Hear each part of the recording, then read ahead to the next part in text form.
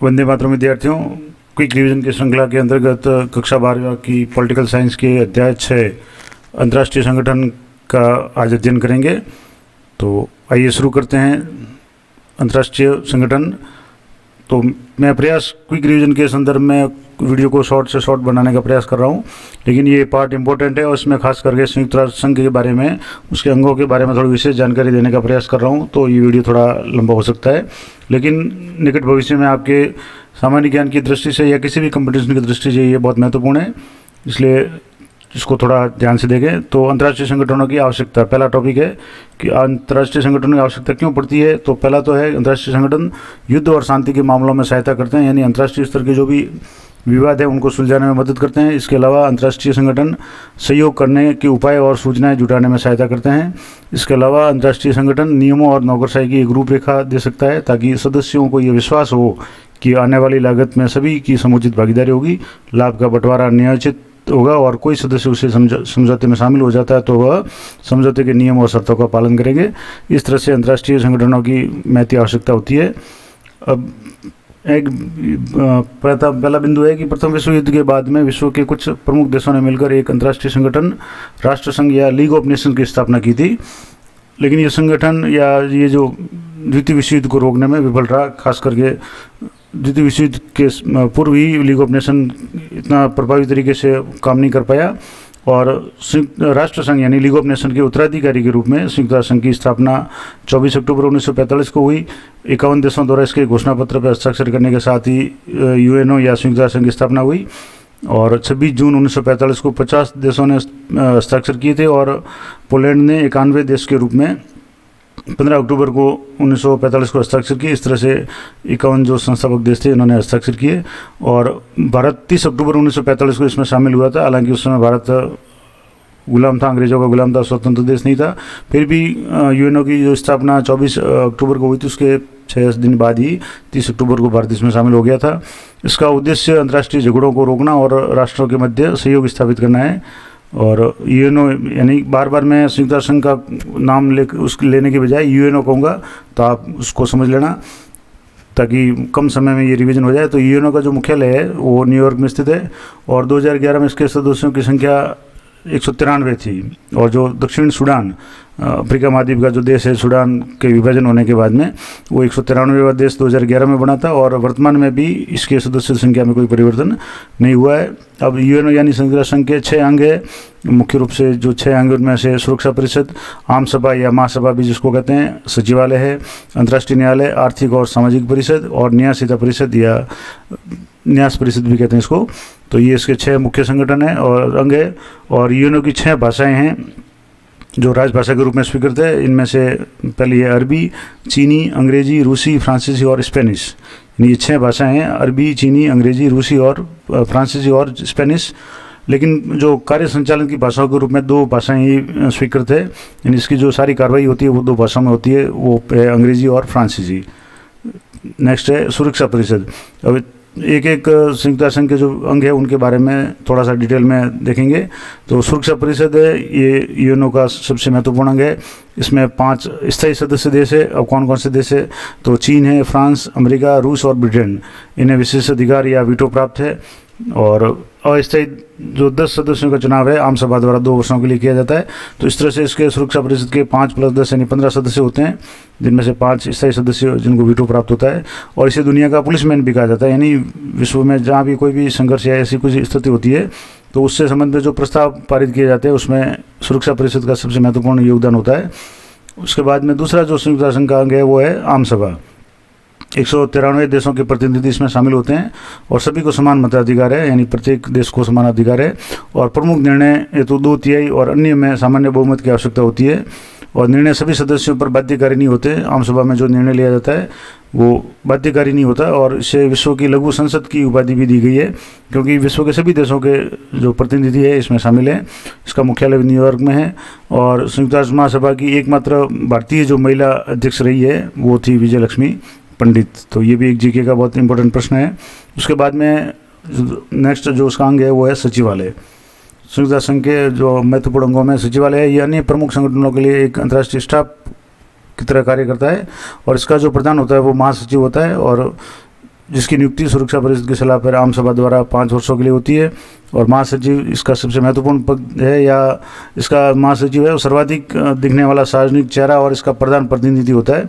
और महासचिवों के बारे में पूरी जानकारी मैं संक्षेप में इसी वीडियो के अंत में दूंगा, तो पूरा वीडियो देखेंगे। और नेक्स्ट जो इसका अंग है आर्थिक और सामाजिक परिषद। सदस्य देशों का चुनाव आम सभा द्वारा 3 वर्षों के लिए इसके लिए होता है और सभी भौगोलिक क्षेत्रों के प्रतिनिधित्व देते हुए 54 यानी 54 सदस्य आर्थिक और सामाजिक परिषद में हैं। तो इसके बाद जो उसका नेक्स्ट जो अंग है वो है अंतर्राष्ट्रीय न्यायालय। तो अंतर्राष्ट्रीय न्यायालय है वो अंतर्राष्ट्रीय जो मुद्दे होते हैं, 2 या 2 से ज़्यादा देशों के बीच में जो भी विवादित मुद्दे होते हैं, इनकी मतलब पैरवी के लिए या इनकी सुनवाई के लिए ये अंतर्राष्ट्रीय न्यायालय की स्थापना की गई है। और इसमें जो मुख्य अंग है वो उसमें आम सभा है, सुरक्षा परिषद है, और इसके न्यायाधीशों का जो चुनाव है 9 वर्षों के लिए होता है। और आम सभा और सुरक्षा परिषद दोनों में पूर्ण बहुमत द्वारा इसके न्यायाधीशों का चुनाव होता है। इसका जो मुख्यालय है हैग, या नीदरलैंड की जो राजधानी हैग है उसमें है। और प्रथम भारतीय न्यायाधीश अंतर्राष्ट्रीय जो न्यायालय में नियुक्त हुए थे वो नगेंद्र सिंह थे और 1985 में नियुक्त हुए थे और राजस्थान के डूंगरपुर जिले से संबंधित थे। इसके अलावा अन्य न्यायाधीश जो अंतर्राष्ट्रीय न्यायालय में भारतीय है वो है दलवीर भंडारी, वो 2012 में भी पहले चुने गए थे, उसके बाद में दोबारा 2018 से 2027 तक चुने गए हैं। ये मूल रूप से राजस्थान के जोधपुर शहर से जुड़े हुए हैं या वहाँ के निवासी है। नेक्स्ट जो इसका अंग है, छठा अंग है, वो है न्यास परिषद। तो इसके माध्यम से यूएनओ का उन देशों के प्रशासन और सुरक्षा संबंधी दायित्व स्पष्ट होता है जो द्वितीय विश्व युद्ध के बाद भी स्वतंत्र नहीं हो पाए थे। और न्यासिता प्रणाली के अंतर्गत आने वाली जो अंतिम ट्रस्ट या टेरिटरी जो थी वो पलाऊ थी, और पलाऊ के आज़ाद होने के साथ ही 1 नवंबर 1994 से ये परिषद स्थगित है, क्योंकि अब इसका कोई उपयोग नहीं रहा गया, क्योंकि अधिकांश जो विश्व के देश है वो स्वतंत्र हो चुके हैं। तो इस तरह से ये जो इसका अंग है वो अभी स्थगित है। नेक्स्ट जो है यूएनओ की अन्य एजेंसियाँ, वैसे संयुक्त राष्ट्र के मुख्य 6 अंग, इसके अलावा कई महत्वपूर्ण अंग है जो अंतर्राष्ट्रीय स्तर पर कार्य करते हैं।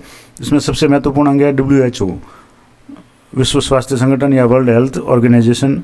ये नाम आपने कोरोना काल में खूब सुना होगा। विश्व के संबंध में स्वास्थ्य सेवाओं का सबसे बड़ा संगठन है। नेक्स्ट इसका जो संगठन है UNDP, संयुक्त राष्ट्र विकास कार्यक्रम या यूनाइटेड नेशंस डेवलपमेंट प्रोग्राम।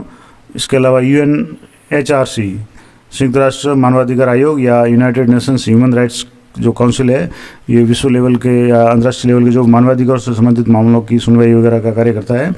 इसके अलावा संयुक्त राष्ट्र संघ की अन्य एजेंसियों में यूनिसेफ प्रमुख है। यूनिसेफ का जो फुल फॉर्म है संयुक्त राष्ट्र संघ बाल कोष या यूनाइटेड नेशन चिल्ड्रंस फंड, यानी बच्चों के सर्वांगीण विकास से संबंधित, उनके समाज से संबंधित जो अंतर्राष्ट्रीय संगठन है वो यूनिसेफ है। इसके अलावा एक महत्वपूर्ण संगठन है यूनेस्को, काफ़ी बार आपने भी नाम सुना होगा। इसका अर्थ है, यूनेस्को का अर्थ है संयुक्त राष्ट्र संघ शैक्षणिक और वैज्ञानिक और सांस्कृतिक संगठन, United Nations Educational Scientific and Cultural Organization. UNESCO, UNICEF, UNHRC और UNDP और WHO ये इसके महत्वपूर्ण अंग हैं। इसके अलावा और भी कई इसके अंग हैं, लेकिन ये महत्वपूर्ण अंग जो थे वो आपके कोर्स में भी शामिल है और जीके की दृष्टि से इम्पोर्टेंट है, वो मैंने बता दिए हैं। और शीत युद्ध के बाद में संयुक्त राष्ट्र संघ में सुधार की बात आई तो यूएनओ के सामने 2 तरह के बुनियादी विचार और सुधारों का जो मामला है, इसमें पहला तो है कि संगठन की प्रक्रिया और बनावट में सुधार।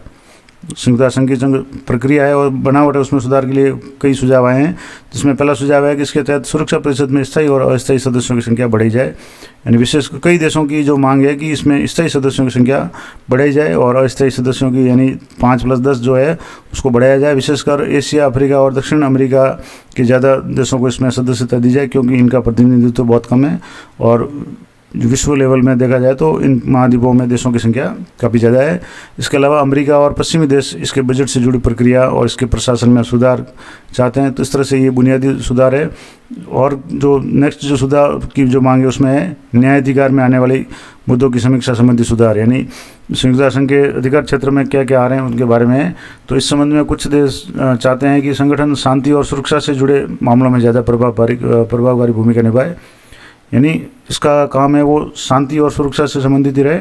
जबकि कुछ देश चाहते हैं कि ये संगठन अपने को विकास और मानवीय भलाई के कार्यों तक सीमित रखे, यानी इस संबंध में भी अलग अलग देशों में विवाद है। कुछ देश चाहते हैं कि ये शांति और सुरक्षा से जुड़े मामलों में ज़्यादा प्रभावकारी भूमिका निभाए, लेकिन कुछ देश ये चाहते हैं कि संगठन को सिर्फ विकास और मानवीय भलाई के कार्यों में सीमित रहना चाहिए, उसमें और ज़्यादा हस्तक्षेप उनको विश्व के मामलों में नहीं करना चाहिए। अब सुरक्षा परिषद में सदस्यों की संख्या बढ़ाने और स्थायी व अस्थायी सदस्यों की सदस्यता के लिए कुछ जो मानदंड सुझाए गए हैं कि कौन सा देश है इसकी सदस्यता इसको दी जानी चाहिए या सुरक्षा परिषद में शामिल किया जाना चाहिए। तो इसके संबंध में कुछ जो मानक निर्धारित किए गए हैं वो है कि वह देश बड़ी आर्थिक ताकत हो, यानी ऐसे देशों को स्थायी या अस्थायी सदस्य बनाया जाए जो बड़ी आर्थिक ताकत हो। इसके अलावा वह बड़ी सैन्य शक्ति हो, यानी सैन्य दृष्टि से बहुत शक्तिशाली देश हो, या संयुक्त राष्ट्र संघ के बजट में अधिक योगदान देने वाले देश हो, या जनसंख्या की दृष्टि से बड़ा देश हो, और लोकतंत्र और मानवाधिकारों का सम्मान करता हो। और छठा जो बिंदु है कि ऐसे देश जो अपने भूगोल, अर्थव्यवस्था और संस्कृति की दृष्टि से विश्व की विविधता का प्रतिनिधित्व करते हो। तो इन सभी मानदंडों पर भारत खरा उतरता है, क्योंकि भारत सैन्य ताकत भी है, आर्थिक दृष्टि से भी शक्तिशाली देश है और बजट में भी अपना योगदान दे रहा है। इसके अलावा जनसंख्या की दृष्टि से विश्व का दूसरा बड़ा देश है, क्षेत्रफल की दृष्टि से भी बड़ा देश है, और लोकतंत्र और मानवाधिकारों का सम्मान करता है, और विश्व का सबसे बड़ा लोकतांत्रिक देश भारत है। और भारत अपनी भौगोलिक और सांस्कृतिक विविधता की दृष्टि से भी विश्व में प्रसिद्ध है। तो भारत इसकी स्थायी सदस्यता का पूर्ण दावेदार है। अब इसके बारे में और आगे भी देखेंगे कि भारत के अब संयुक्त राष्ट्र संघ और सुधार और भारत, यानी भारत की तरफ से इसमें क्या सुझाव दिए गए हैं। तो भारत में यूएनओ के ढांचे में सुधार हेतु निम्न आधार पर समर्थन दिया है, यानी भारत ने क्या क्या सुझाव दिए हैं। तो एक तो यूएनओ, विश्व में यूएनओ की मजबूती और दृढ़ता जरूरी है, क्योंकि ये अंतर्राष्ट्रीय संगठन है और तीसरे विश्व युद्ध को रोकने में अभी तक इसने बड़ी भूमिका निभाई है। दूसरा है यूएनओ की को विभिन्न देशों के बीच में सहयोग बढ़ाने और विकास को बढ़ावा देने में ज़्यादा भूमिका निभानी चाहिए, यानी यूएनओ की जो भूमिका है उसको और बढ़ाना चाहिए। और सुरक्षा परिषद में सदस्यों की संख्या बढ़ाने से सुरक्षा परिषद ज़्यादा प्रतिनिधिमूलक होगी और विश्व बरादरी का समर्थन ज़्यादा मिलेगा। यानी भारत का जो सुझाव है कि सुरक्षा परिषद में स्थायी और अस्थायी सदस्यों की संख्या बढ़ाई जाए, पूरे विश्व का उसमें प्रतिनिधित्व हो, और कुछ देशों की इसमें जो मनमानी जैसी बात आ रही है तो वो ना हो। तो इस तरह से भारत ने अपने सुझाव दिए हैं। अब भारत की सुरक्षा परिषद में स्थायी सदस्यता के पक्ष में कुछ तर्क है, यानी वैसे मैंने शॉर्ट में पहले भी बता दिया कि जो मानक निर्धारित किए गए थे उनमें भारत खरा उतरता है। अब भारत कौन कौन सा कसौटी पे खरा उतर रहा है। तो पहला तो है भारत विश्व की सबसे बड़ी जनसंख्या वाला दूसरा देश है। इसके अलावा भारत विश्व का सबसे बड़ा लोकतंत्र है, ये मैंने पहले बता दिया। तीसरा जो भारत के पक्ष में जो तर्क है कि भारत ने यूएनओ की लगभग सभी गतिविधियों में या कार्रवाइयों में भाग लिया है। किसी देश में शांति सेना भेजनी हो या अन्य कोई कार्रवाई करनी हो, भारत ने तत्परता से इसमें भाग लिया है। इसके अलावा भारत तेज़ी से अंतर्राष्ट्रीय फलक पर आर्थिक शक्ति के रूप में उभर रहा है। जीडीपी के मामले में वगैरह में भारत काफ़ी शक्तिशाली है। इसके अलावा भारत ने यूएनओ के बजट में नियमित रूप से अपना अंशदान या योगदान दिया है। और भारत सुरक्षा परिषद में स्थायी सदस्यता के प्रतीकात्मक महत्व को समझता है, यानी स्थायी सदस्यता के क्या मायने होते हैं ये भारत अच्छी तरह जानता है। तो इस तरह से भारत की जो दावेदारी है वो काफ़ी प्रबल है। अब दावेदारी के विरोध में भी कुछ देश है जो भारत की दावेदारी का विरोध कर रहे हैं, उनके भी अपने तर्क है, तो वो देख लेते हैं क्या तर्क है। तो कुछ देश निम्न आधारों पर विरोध करते हैं भारत की स्थायी सदस्यता का। तो उसके पहला कारण तो है कि भारत एक परमाणु शक्ति संपन्न देश है और भारत पाकिस्तान जो तनाव के कारण स्थायी सदस्य के रूप में भारत सफल नहीं हो पाएगा। ये आरोप है ऐसे देशों का जो भारत को स्थायी सदस्यता नहीं देना चाहते हैं, उनका है। दूसरा जो आरोप है विपक्ष का है कि भारत को शामिल करने पर ब्राज़ील, जर्मनी, जापान, दक्षिण अफ्रीका को भी शामिल करना होगा, जिनका स्थायी देश विरोध कर रहे हैं, क्योंकि भारत एक शक्तिशाली या क्षेत्रफल की दृष्टि से बड़ा देश है। तो इसके अलावा ब्राज़ील है, ये भारत से भी क्षेत्रफल की दृष्टि से बड़ा देश है, जनसंख्या भी इसकी काफ़ी है। इसके अलावा जर्मनी, जापान भी आर्थिक दृष्टि से बहुत शक्तिशाली देश है। तो इन देशों को भी भारत को शामिल करने पर इन देशों को भी सुरक्षा परिषद में शामिल करना पड़ेगा। तो ये भी एक विपक्ष का तर्क है। इसके अलावा सुरक्षा परिषद में प्रतिनिधित्व की दृष्टि से दक्षिण अमेरिका महाद्वीप और अफ्रीका महाद्वीप की पहली दावेदारी होनी चाहिए, यानी जब भारत को अगर इसमें प्रतिनिधित्व दिया जाए तो अफ्रीका, दक्षिण अमेरिका महाद्वीप के जो देश है, ब्राज़ील, अर्जेंटीना वगैरह, या अफ्रीका के जो भी देश है, दक्षिण अफ्रीका, मिस्र वगैरह, इनको भी प्रतिनिधित्व दिया जाना चाहिए। इस मांग के कारण भारत की सदस्यता के संबंध में भी कई देशों ने इसका विरोध किया है। नेक्स्ट जो टॉपिक है, एक ध्रुवीय विश्व में संयुक्त राष्ट्र संघ और उसकी प्रासंगिकता, यानी जैसा कि आपने पिछले पाठों में पढ़ा है कि शीत युद्ध का जो दौर था वो 1962 में जो क्यूबा संकट उसका जो चरम बिंदु था, उसके बाद से लेकर के 1990-91 में रूस के विघटन तक ये शीत युद्ध का दौर चला। उसके बाद में, यानी उसका संयुक्त राष्ट्र सोवियत संघ के विघटन के बाद में एकमात्र शक्ति है वो अमेरिका रहने के बाद में आज भी संयुक्त राष्ट्र संघ की क्या भूमिका है तो उसके बारे में देखेंगे। तो पहला है कि सोवियत संघ के विघटन के बाद में विश्व की एकमात्र महाशक्ति रह जाने के बाद अमेरिका अपनी सैन्य और आर्थिक शक्ति के बल पे यूएनओ की अनदेखी कर सकता है। ये भी एक संभावना है कि अमेरिका मनमानी करना शुरू कर दे। या दूसरा है कि यद्यपि एक ध्रुवीय विश्व में यूएनओ अमेरिका पर नियंत्रण नहीं लगा सकता। संयुक्त राष्ट्र संघ ने कई मामलों में अमेरिका पर लगाम लगाने की कोशिश की है लेकिन सफल नहीं हो पाया है। लेकिन यूएनओ अमेरिका और शेष विश्व के बीच में विभिन्न मुद्दों पर बातचीत कायम कर सकता है। यानी एक ध्रुवीय विश्व में अभी भी संयुक्त राष्ट्र संघ की जो प्रासंगिकता है वो बरकरार है। तीसरा इसका जो बिंदु है प्रासंगिकता का वो है कि अंतर्राष्ट्रीय मुद्रा कोष वैश्विक स्तर पर वित्त व्यवस्था की देखरेख करता है और मांगे जाने पर वित्तीय और तकनीकी सहायता प्रदान करता है। ये भी एक संयुक्त राष्ट्र संघ का महत्वपूर्ण कार्य है और इसका अंग है IMF है, जिसको कहते हैं अंतर्राष्ट्रीय मुद्रा कोष या इंटरनेशनल मॉनेटरी फंड।